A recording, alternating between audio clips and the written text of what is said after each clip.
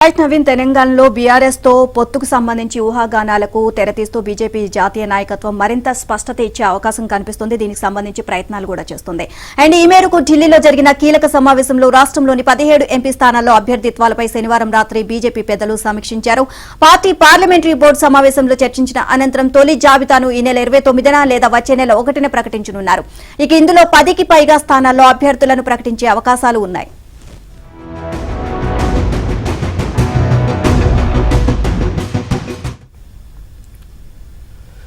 Sitting ఎంపీలో Secunderabad నుంచి G Kishan Reddy, Karimnagar నుంచి బండి సంజయ్, నిజామాబాద్ నుంచి ధర్మపురి అరవింద్కు టికెట్లు ఖరారైనట్లు తెలిసింది. ఇక ఆదిలాబాద్ ఎంపీ సోయం బాపురావుకు టికెట్ కేటాయించే అంశం పెండింగ్ లో ఉంచారని పార్టీకి చెందిన 3 ఎమ్మెల్యేలు ఆయన అభ్యర్థిత్వాన్ని వ్యతిరేకిస్తున్నట్లు ప్రచారం జరుగుతోంది.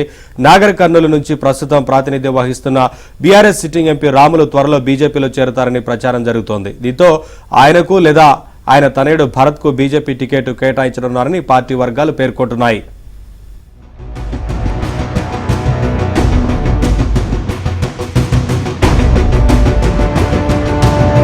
ప్రకటించాలని బీజేపీ జాతీయ నాయకత్వం భావిస్తోంది. ఇందులో ముఖ్యంగా సిట్టింగ్ ఎంపీలు 4 ప్రస్తుతం బీజేపీకి తెలంగాణ నుంచి ఉన్నారు. అందులో ఆదిలాబాద్ సోయం బాపురావును మినహాయిస్తే సికింద్రాబాద్ కిషన్ రెడ్డి, బండి సంజయ్ కరీంనగర్, ధర్మపురి అరవింద్ నిజామాబాద్ వీళ్ళ 3 అభ్యర్థిత్వాలు ఖరారయ్యాయి.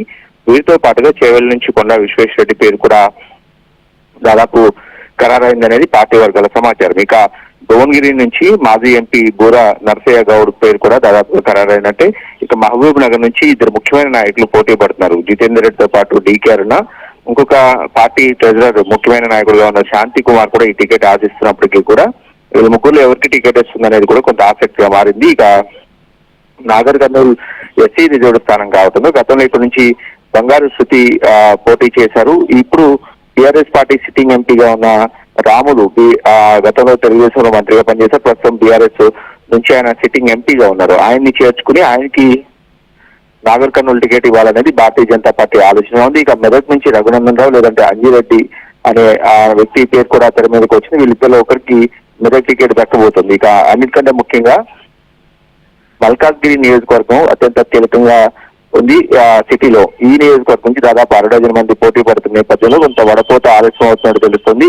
ఇక్కడ నుంచి సీనియర్ నేత ఈటెల రాజేందర్తో పాటు మాజీ ఎంపీ చాడా సురేష్ రెడ్డి, మల్కా కొమరైతో పాటు పన్నాల హరీష్ రెడ్డి, మేడ్చల్ జిల్లా బీజేపీ అధ్యక్షుడు ఉన్నారు. పన్నాల హరీష్ రెడ్డి కూడా ఈ టికెట్ ఆశిస్తారు. అదేవిధంగా వీరేందర్ గౌడ్ కూడా ఇక్కడ నుంచి టికెట్ ఆశిస్తున్న పరిస్థితి. ఇక్కడ సీనియర్ నేత మురళీధర్ రావు కూడా మల్కాజ్గిరి టికెట్ ఆశిస్తున్న నేపథ్యంలో మల్కాజ్గిరి టికెట్ ను మొదటి విడత లిస్ట్ లో విడుదల చేస్తారా లేదంటే ఆఖరి వరకు వేచి చూసే ధోరణి అవలంబిస్తారనేది కూడా చూడాల్సి ఉంటుంది. ఇక ఖమ్మం, నల్గొండలో మాత్రం కొంత బలమైన నాయకుల కోసం ఆ పార్టీ అన్వేషిస్తుంది. ఇక్కడ పివి రమేష్, గల్లా సత్యనారాయణ, అదేవిధంగా రంగా కిరణ్ అనే 3 నాయకులు ఖమ్మం టికెట్ ను ఆశిస్తున్నారు. ఇక నల్గొండ నుంచి మాత్రం ఇప్పటి వరకు అభ్యర్థి ఎవరు అనేది తేలాల్సి ఉంటుంది.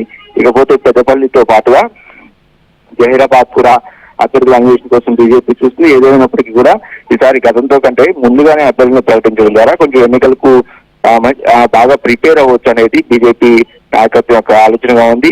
ఈ నెల 29 లేదంటే మార్చి 1వ తారీఖున అంటే ఒక 4 రోజుల్లోనే బీజేపీ అభ్యర్థులు మొదటి విడత అభ్యర్థుల లిస్ట్ వచ్చే అవకాశం అయితే ఉంది.